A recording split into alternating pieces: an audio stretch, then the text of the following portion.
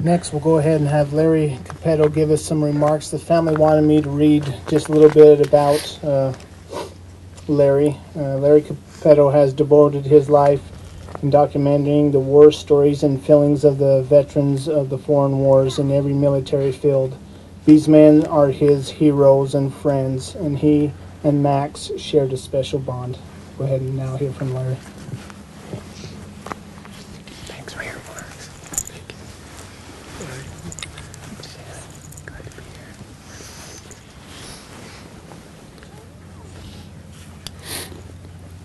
here. Well, good morning. Thank you for coming here today. My heart's full today, getting ready to say goodbye to one of my heroes, Max Finley.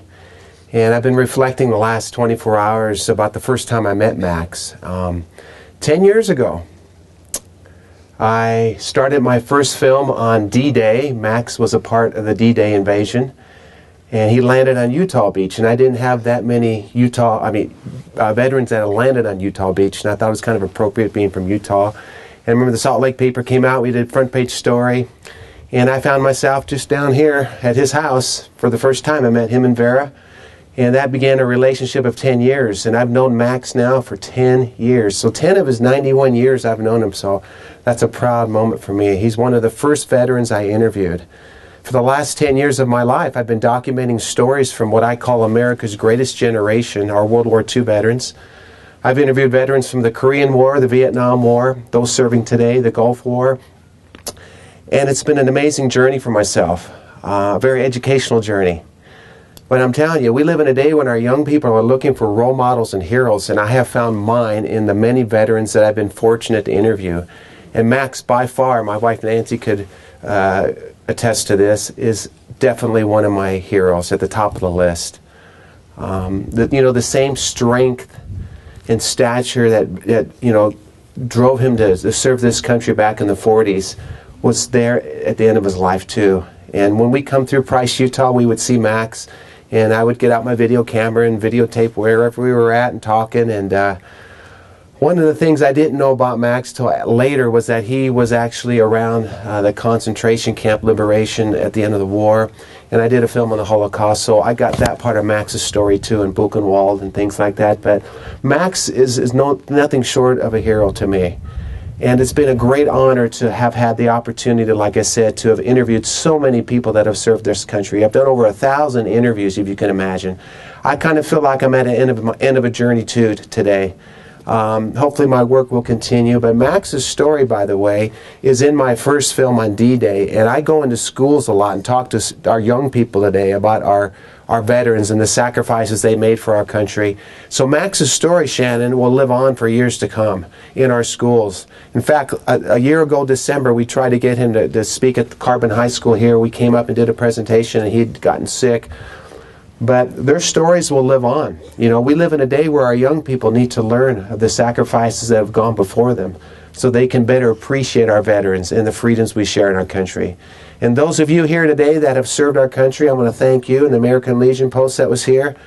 You're the motivation for my work, for what I do, to honor our veterans, to give them a voice, a contemporary platform to tell their stories.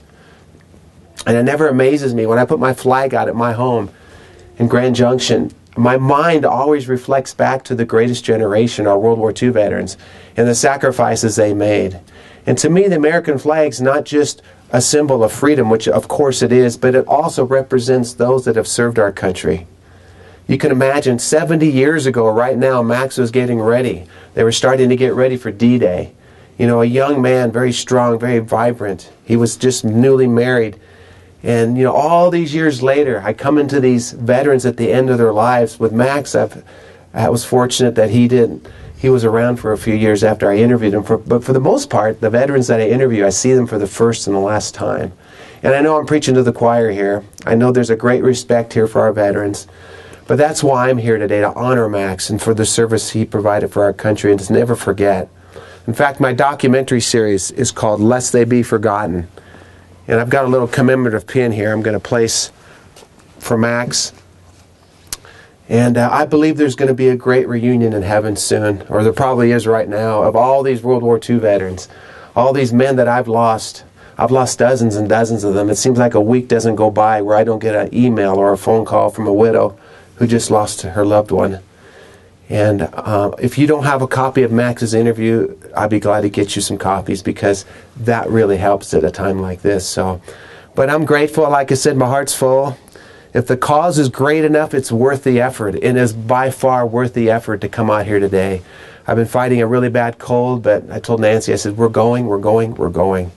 And I was sad to get your letter, Shannon. I was happy that you sent it, but I was sad of the news that it contained. So again, I want to thank all of you today, and those of you who knew Max, he's one of my heroes, and I know I'll see him soon, and I thank you for this opportunity today. So I'm going to place this pin on his casket.